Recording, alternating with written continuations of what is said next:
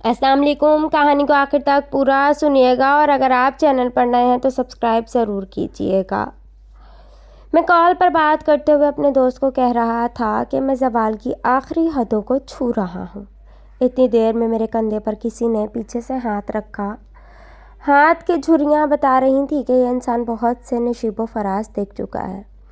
मैं पीछे की तरफ पलटा ही था कि सामने खड़ी बूढ़ी खातून मुझसे मुखातिब होते हुए बोली थी, बेटा, ज़वाल की कोई आखिरी हद नहीं होती। अल्लाह ताला से डरते रहा करो, जिस हाल में भी रहो शुक्र अदा करते रहा करो। इस बुज़ुर्ग खातून के मुंह से निकलने वाले अल्फाज उसके फटे हुए कपड़े, जुड़ी हुई शख्सियत, छलनी रूह और लरसते हुए मेले कुचले जिस्म के बरक्स थे। खातून दिमागी माजूर और मांगने वाली लगती थी, जबकि अल्फाज किसी फ़िलासफ़र से कम ना थे। लिहाजा मैंने कॉल बंद की और ख़ातून से बातचीत करने का सोचा। उसे करीबी ढाबे पर ले जाकर एक चाय और 3 केक मंगवाए। ख़ातून की ज़िद के बावजूद मैंने अपने लिए चाय नहीं मंगवाई, क्योंकि मेरी जेब उसकी इजाज़त ना देती थी। जब ख़ातून लवाज़मात से फ़ारिग हो चुकी तो मैंने उनको मुखातिब करके ज़वाल की आखिरी हद के मुतल्लिक़ पूछा, तो उन्होंने एक बार फिर अपनी बात दोहराते हुए कहा, बेटा, ज़वाल की कोई आखिरी हद नहीं होती। जिस हाल में भी रब रखे, अल्लाह ताला के शुक्रगुज़ार रहो। मैं हूँ नक्कों की तरह बुज़ुर्ग खातून के चेहरे की तरफ देख रहा था।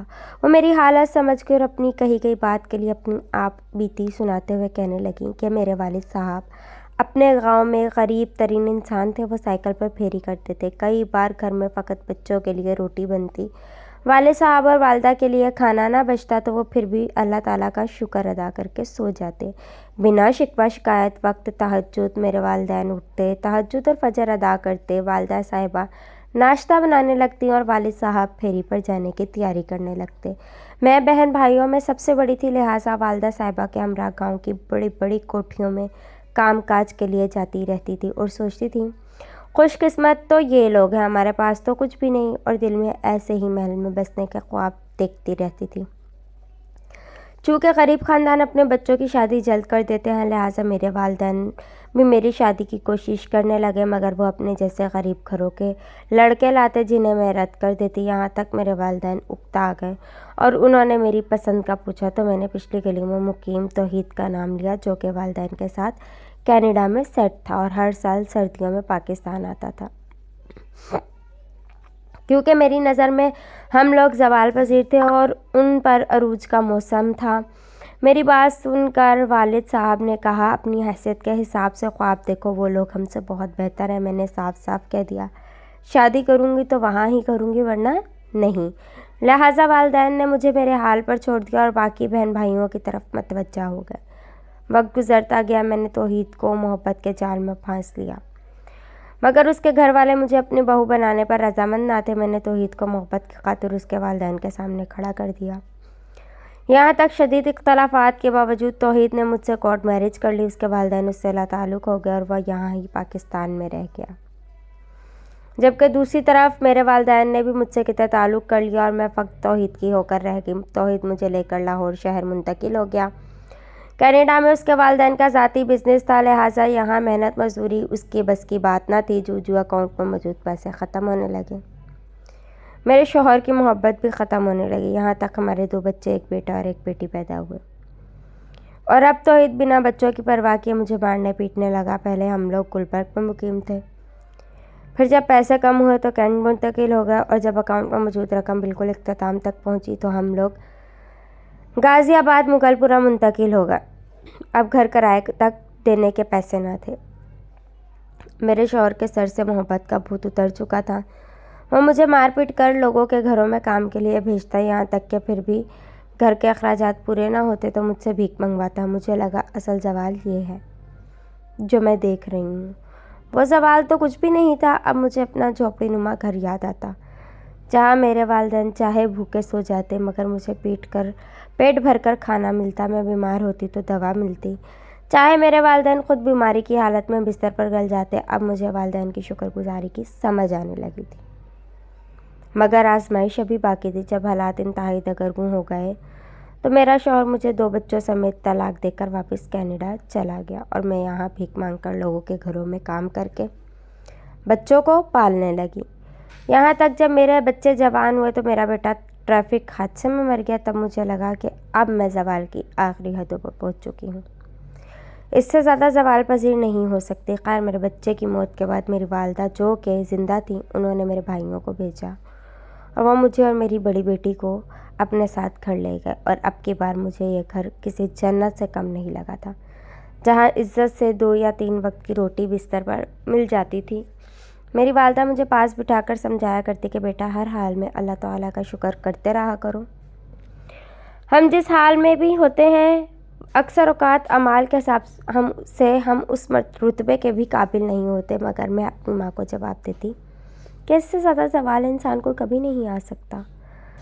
یہاں تک میری والدہ مجھے سمجھاتے سمجھاتے چل بسی، اور مرتے وقت انہوں نے جو مجھ سے آخری بات کی وہ بھی نصیحت ہی تھی کہ بیٹا اگر اللہ تعالیٰ کی آزمائش سے نکلنا چاہتی ہے تو ہر حال میں اللہ تعالیٰ کا شکر ادا کرو، کیونکہ اللہ تعالیٰ جو بھی کرتا ہے ہمارے لیے بہتر کرتا ہے۔ میں ایک پھر اپنے لفظ دہرانے لگی کہ ہم لوگ زوال کی آخری حدوں کے بھی آخر پر پہنچ چکے ہیں، مگر میری والدہ نے میرے منہ پر ہاتھ رکھ دیا اور کلمہ طیبہ کا ورد کرنے لگی۔ جلد ہی ان کی روح پر ان کے جسم کے پنجرے سے آزاد ہو گئی۔ البتہ ان کی نصیحت مجھے ان کی زندگی میں سمجھ نہ آ سکی، بعد میں مجھے سبق مل گیا۔ والدہ صاحبہ کی موت کے بعد میری بیٹی راتوں رات اپنے کسی محبوب کے ساتھ فرار ہو گئی، تو تب مجھے پتہ چل گیا کہ زوال کی کوئی آخری حد نہیں ہوتی، ہمیشہ آغاز ہی ہوتا ہے۔ جب آپ ہر حال میں اللہ تعالیٰ کا شکر ادا کرنا سیکھ لیتے ہیں تو آپ بچ جاتے ہیں، آپ زوال پذیر کبھی نہیں ہوتے۔ اگر آپ زوال کے آغاز پر آپ ناشکری اور اللہ تعالیٰ سے گلے شکوے کرنے لگتے ہیں تو آپ مزید زوال میں گرتے جاتے ہیں، یہاں تک کہ آپ کو سمجھ آ جاتی ہے کہ زوال کی آخری حد نہیں ہوتی۔ میری بیٹی گھر سے چلی گئی، میں نیم پاگل ہو گئی ہوں، مجھے در سے مانگ کر کھانے کی عادت پڑ گئی ہے، مجھے گھر میں سکون نہیں ملتا، مگر اس کے باوجود میں اللہ تعالیٰ کے شکر گزار ہوں کہ اس حالت میں بھی اللہ تعالیٰ نے مجھے رکھا ہوا ہے۔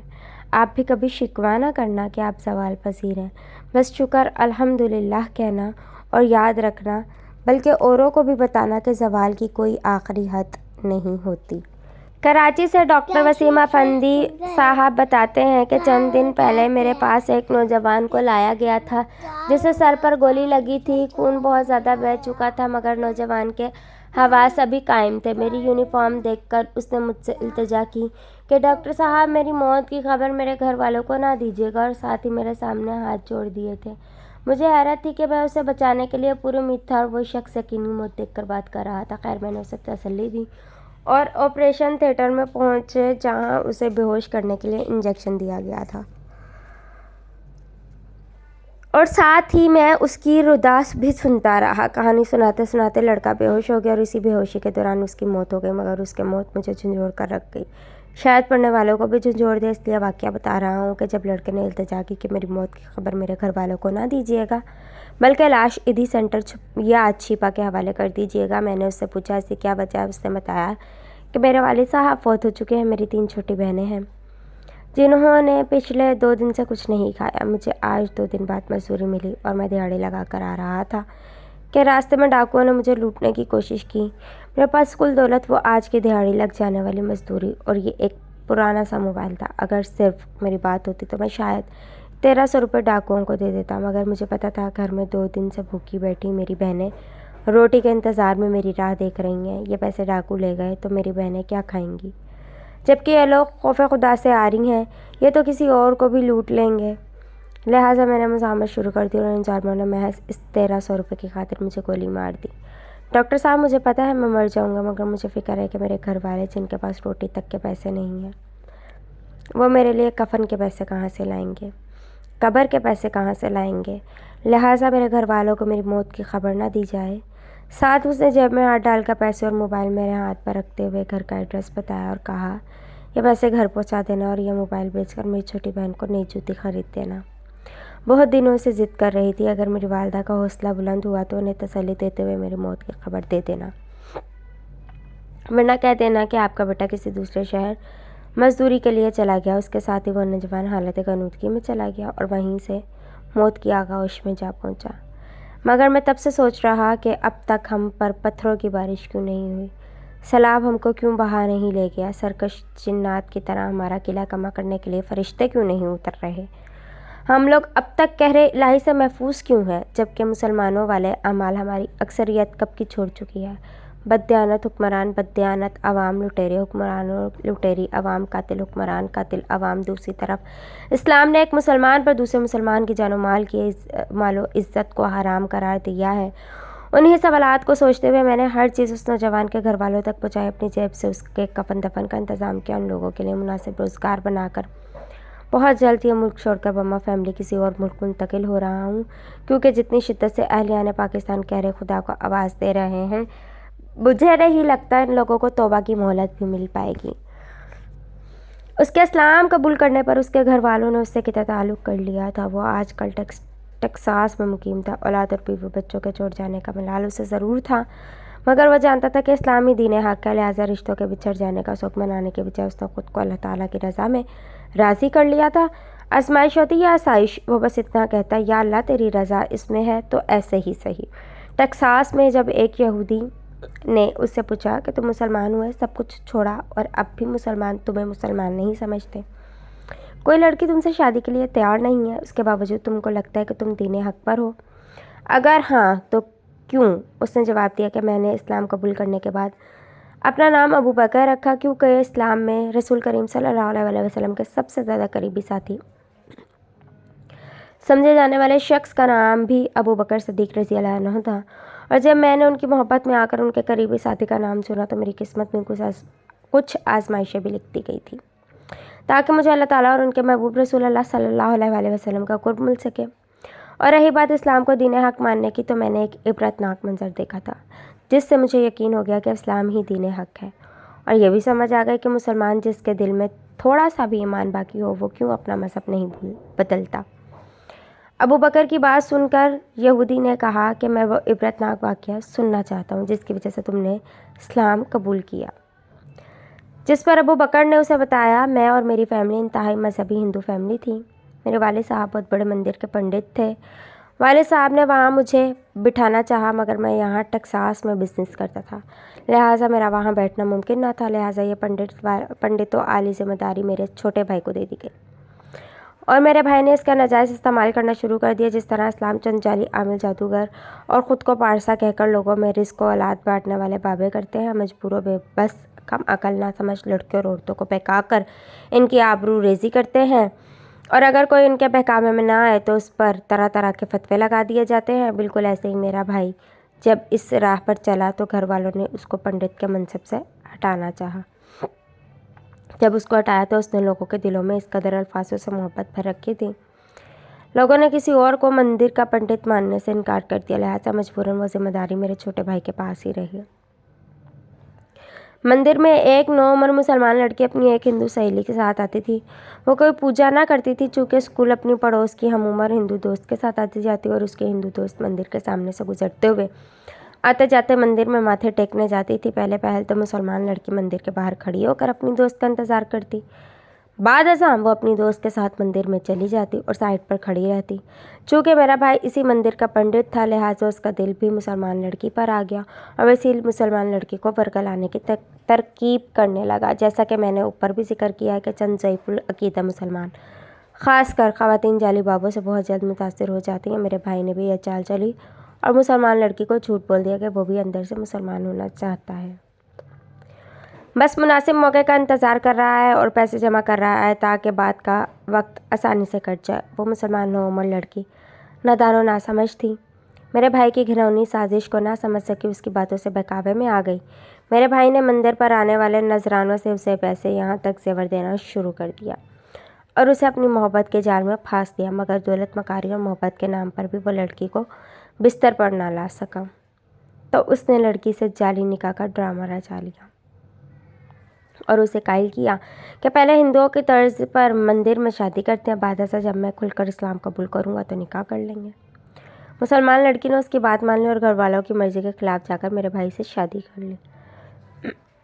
وقت گزرتا ہے، شادی کے 4 ماہ بعد لڑکی میرے بھائی کو کھل کر اسلام قبول کرنے کا کہتی ہے، مگر میرا بھائی انکار کر دیتا ہے۔ انکار پر لڑکی واپس گھر اپنے والدین کے پاس جانا چاہتی ہے تو میرا بھائی اسے ایک کمرے میں قید کر دیتا ہے، جہاں وہ روز اس کی عزت نوچتا ہے، اور تقریباً 7-8 ماہ قید رکھنے کے بعد جب میرے بھائی کی ہوس مٹ جاتی ہے اور وہ مسلمان لڑکی امید سے ہو جاتی ہے تو میرا بھائی اسے کمرے میں بند کر کے زندہ جلا دیتا ہے۔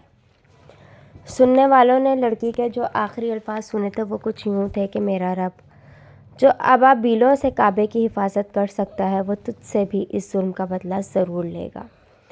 تو مجھے زندہ جلا رہا ہے، میری بات لکھ لے، تجھے بھی زندہ جلا دیا جائے گا۔ مگر افسوس کہ وہاں کھڑے سب تماشائی مشرک تھے۔ انہوں نے بتوں کو خدا مان رکھا تھا، لہٰذا ان کو لگا کہ یہ مسلمان لڑکی موت کو سامنے دیکھ کر بوکھلا گئی ہے اور بے اختیار اس کی زبان سے ایسے الفاظ نکل رہے ہیں۔ ایسی ہی بددعائیں دیتے وہ مسلمان لڑکی زندہ کل کر کوئلہ اور راکھ میں بدل گئی۔ کئی لوگ تماشا دیکھ کر گھروں کو چل دیے، مگر چند سالوں بعد ہی میرا بھائی جو کہ پنڈت تھا اور آگ جلا کر پوجا میں مصروف تھا، اچانک آگ نے اس کے جسم کو آ لیا۔ قریب کھڑے لوگوں نے آگ تو بجھا دی، البتہ میرے بھائی کے جسم کا کچھ حصہ جھلس گیا۔ میرے بھائی کو اسپتال داخل کروا دیا گیا، مگر بجائے حالت میں بہتری آنے کے جھلسے ہوئے حصے میں اضافہ ہوتا گیا، یہاں تک کہ ڈاکٹرز نے لا علاج قرار دے کر ہمیں دہلی کے ایک اسپتال میں بھیج دیا۔ دہلی کے اس اسپتال میں میرا بھائی 6 ماہ داخل رہا، مگر اس کی حالت میں بہتری نہ آ سکی، یہاں تک جھلسنے کا نشان پورے جسم پر پھیل گیا، پورا جسم ناکارہ ہو گیا۔ میرا بھائی ہر وقت تکلیف میں رہتا۔ 6 ماہ بعد دہلی اسپتال نے بھی مزید رکھنے سے معذرت کر لی اور ہم بھائی کو لے کر واپس گھر آ گئے۔ میں نے یہاں امریکہ کے ڈاکٹرز کو رپورٹ دکھائی، ڈسکس کیا، یہاں تک حکومتی سطح پر تعلقات استعمال کر کے امریکہ کے ڈاکٹرز انڈیا لے گئے۔ بظاہر جو بھی ڈاکٹر دیکھتا اس کو کیس نارمل سمجھتا، مگر جب علاج شروع کرتا تو کچھ ہی عرصہ بعد ہار مان کر انکار کر دیتا۔ امریکن ڈاکٹرز نے بھی ایسا ہی کیا اور آخر میں مشورہ دے کے اسے خود ہی مار دو تو بہتر ہے، ورنہ نہ جانے کتنا عرصہ یوں ہی پڑا رہے گا۔ پہلے ہم نے ڈاکٹرز کی رائے کو نظر انداز کیا، مگر ہمارے بھائی نے بھی ڈاکٹروں کا مشورہ ماننے کا کہا تو ہم لوگ بھی اس کے متعلق سوچنے لگے۔ اسی دوران میرے بھائی نے ہلنا جلنا بولنا چالنا ترک کر دیا، محض اس کی آنکھیں حرکت کرتی تھی جو بتاتی تھی کہ وہ زندہ ہے۔ دوسری طرف سب گھر والے بھی اکتا چکے تھے، لہٰذا مجبوراً میرے بھائی کو زندہ جلا دیا گیا۔ چونکہ میرا بھائی زندہ تھا لہٰذا جب اسے جلایا گیا عجیب سا منظر تھا۔ بھائی کی جلد جل گئی تھی مگر جسم اکڑ کر اوپر کو اٹھ گیا تھا۔ مجبوراً ہتھوڑے کی مدد سے اس کی ریڑھ کی ہڈی کو جگہ جگہ سے توڑ کر سیدھا کیا گیا اور دوبارہ جلایا گیا۔ اب کی بار سر نہیں جل رہا تھا، لہٰذا سر کو بھی ہتھوڑے کی مدد سے توڑ کر اس کے اندر تیل ڈال کر اسے آگ لگائی گئی اور میرے بھائی کی اتنی عبرتناک موت دیکھ کر وہاں کھڑے بہت سارے لوگوں کو وہ مسلمان لڑکی یاد آئی تھی۔ لوگوں نے اس کے متعلق چمن گوئیاں بھی شروع کر دی تھی، مگر میرے بھائی کے بعد کافی لوگوں نے اسلام پر تحقیقات شروع کی اور بہت ساروں نے اسلام قبول کر لیا تھا۔ ان تحقیقات کرنے والوں اور اسلام قبول کرنے والوں میں سے ایک میں بھی تھا۔ جب میں نے تحقیق کی تو مجھے پتہ چلا اللہ تعالیٰ کو محبت اپنی تمام مخلوقات سے ہے۔ افضل مخلوقات انسان، اشرف المخلوقات انسان کو بنایا گیا اور انسانوں میں سے اللہ تعالیٰ کو پیارے اہل ایمان لوگ ہیں، لہٰذا میں نے ایمان قبول کر لیا، اسلام قبول کر لیا۔ الحمدللہ ایمان کی دولت مل جانے کے بعد میرے دل میں کوئی ملال نہیں کہ میں نے کچھ کھو دیا۔ یاد رکھنا ایمان کا حسن یہی ہے، مرتے وقت اگر آپ اپنا ایمان سلامت لے جا رہے ہیں تو یوں سمجھیں آپ اپنے ساتھ دو جہاں کی دولت لے جا رہے ہیں۔ یہ دنیاوی دھن و دولت جاہ و جلال عارضی ہے، آپ آسمال ہیں۔ مسلمان جب سے دولت کے پیچھے پڑے ہیں تب سے زوال پذیر ہے اور پیٹ بھر کر وہ لوگ بھی سوتے ہیں جن کے پاس ایک پیسہ تک نہیں ہوتا، کیونکہ اسلام کہتا ہے رزق پیسے سے نہیں ملتا، رزق اللہ تعالیٰ دیتا ہے۔ اللہ حافظ۔